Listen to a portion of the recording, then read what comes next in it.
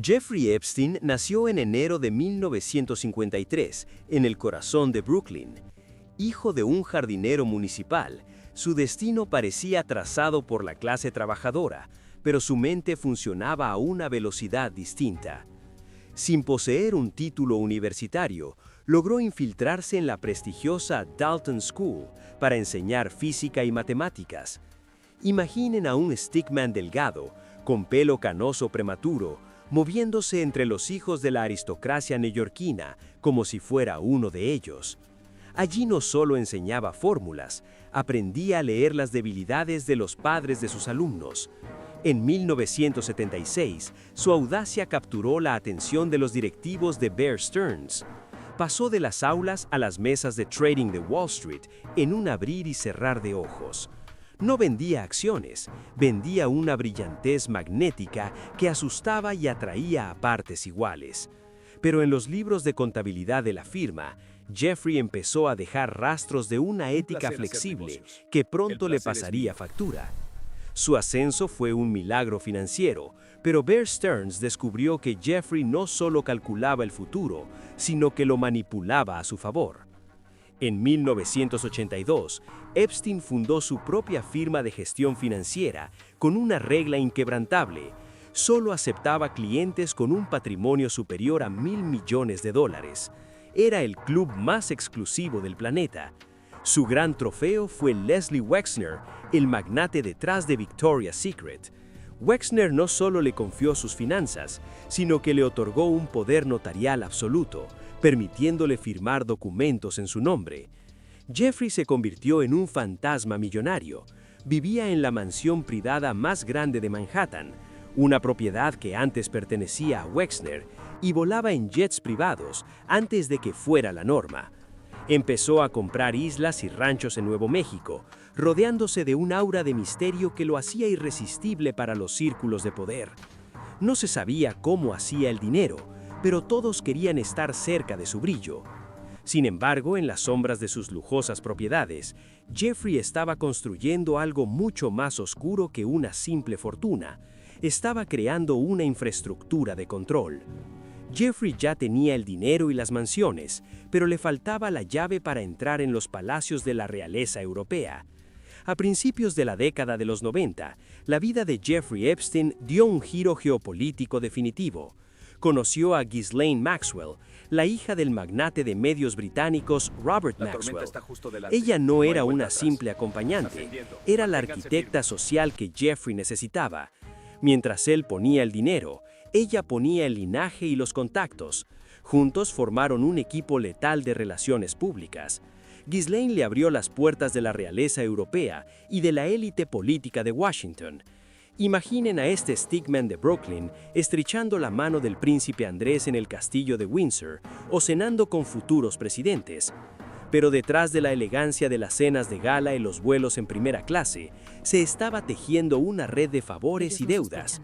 Ghislaine se encargaba de que el entorno de Jeffrey estuviera siempre lleno de rostros jóvenes y vulnerables, creando una logística de reclutamiento que operaba con la precisión de una agencia de inteligencia.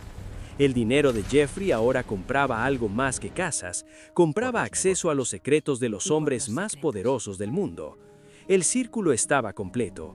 Jeffrey ya no era un extraño en la corte, ahora era el dueño de las llaves que abrían las puertas más prohibidas de la aristocracia europea.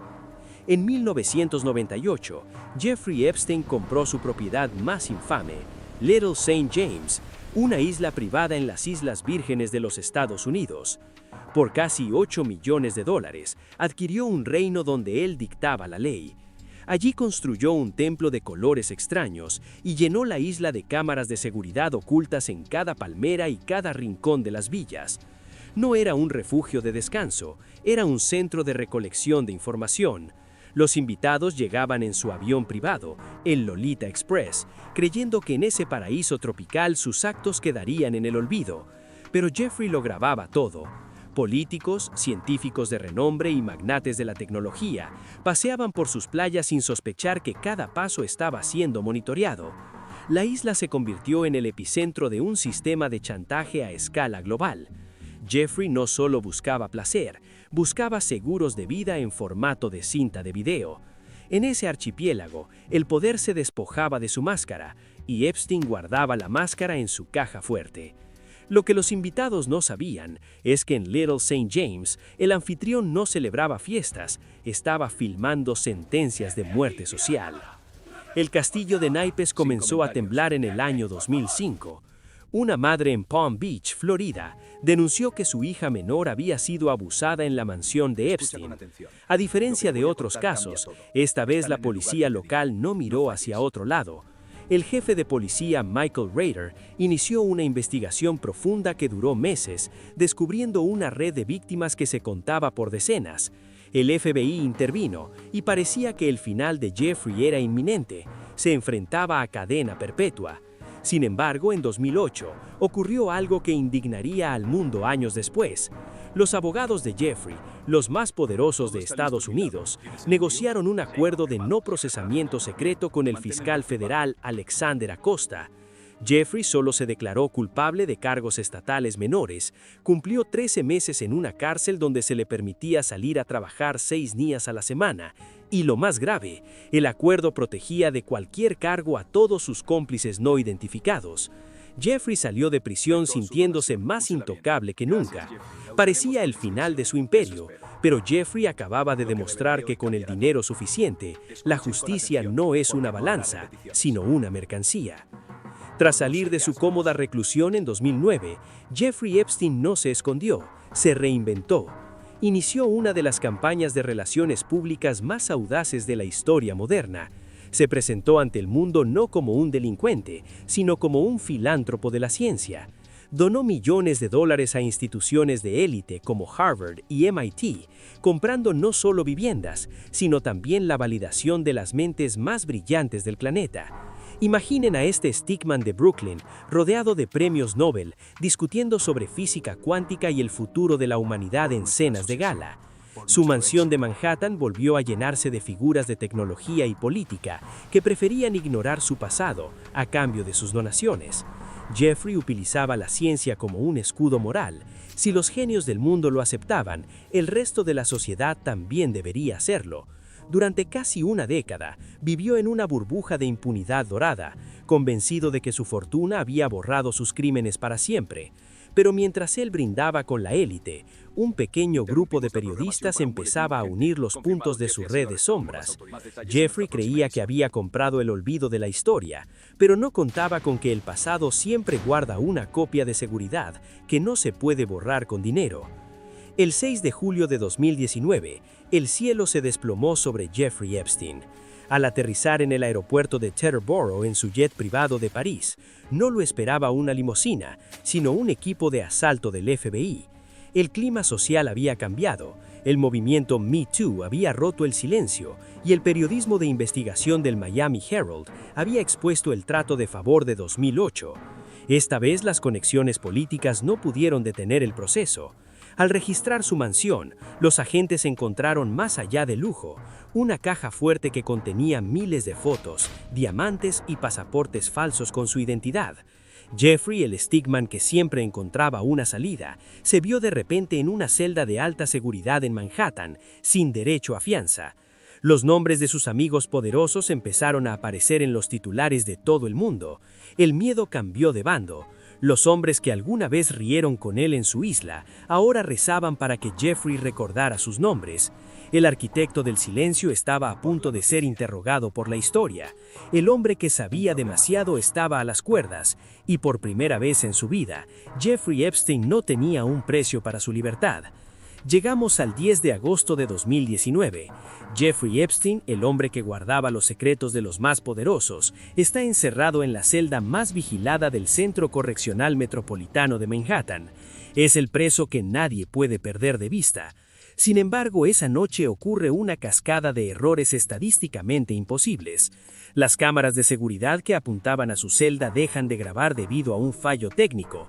Los dos guardias encargados de vigilarlo cada 30 minutos se quedan dormidos profundamente durante horas.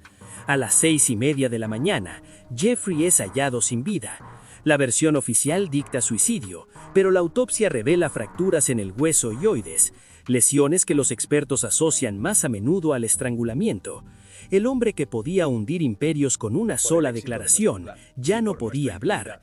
El silencio se impuso de la forma más definitiva posible en una celda de concreto y acero. Jeffrey murió solo, pero su muerte dejó una pregunta que aún hoy quita el sueño a muchos. ¿Quién se beneficiaba realmente de su silencio permanente? Con la muerte de Jeffrey, la justicia giró su mirada hacia la mujer que lo había hecho todo posible, Ghislaine Maxwell. Ella desapareció del mapa, iniciando una persecución internacional que terminó en una lujosa propiedad rural en New Hampshire. El FBI la encontró escondida en una mansión llamada Tucked Away. En 2021, comenzó el juicio que Jeffrey nunca tuvo. Fue un proceso histórico donde las sobrevivientes, ahora mujeres adultas y valientes, testificaron sobre cómo Ghislaine las había reclutado y manipulado. Fue declarada culpable de tráfico sexual y conspiración. Sin embargo, el juicio dejó un sabor agridulce. Aunque ella fue condenada a 20 años de prisión, los nombres de los clientes masculinos que participaron en la red de Epstein permanecieron protegidos por un velo de anonimato legal. Ghislaine se convirtió en el chivo expiatorio de un sistema que prefirió sacrificar a una pieza para salvar al resto del tablero. Ghislaine está tras las rejas, pero la pregunta sigue quemando. ¿Es justicia real si los cómplices siguen sentados en sus tronos de poder? Hoy, el nombre de Jeffrey Epstein es una advertencia grabada en la historia. Sus mansiones han sido demolidas o vendidas, su isla privada está desierta y su fortuna ha sido utilizada para indemnizar a cientos de víctimas. Pero su verdadero legado es la desconfianza. El caso Epstein reveló las costuras de un sistema que permite que el dinero compre el silencio y que la influencia política borre los crímenes más atroces. Nos enseñó que el poder absoluto, si no se vigila, se corrompe de formas inimaginables. Aunque Jeffrey se llevó muchos secretos a la tumba, las sobrevivientes han transformado su dolor en un movimiento global por la transparencia. La historia no termina con un hombre muerto en una celda, sino con una sociedad que ahora sabe que los monstruos no siempre viven en la oscuridad, a veces viven en mansiones de la Quinta Avenida y viajan en jets privados. La vigilancia debe ser constante, porque la red de Epstein fue solo un síntoma de una enfermedad que el mundo aún está intentando curar. Jeffrey Epstein diseñó un castillo de naipes basado en el chantaje, pero olvidó que la verdad, tarde o temprano, siempre sopla con la fuerza de un huracán.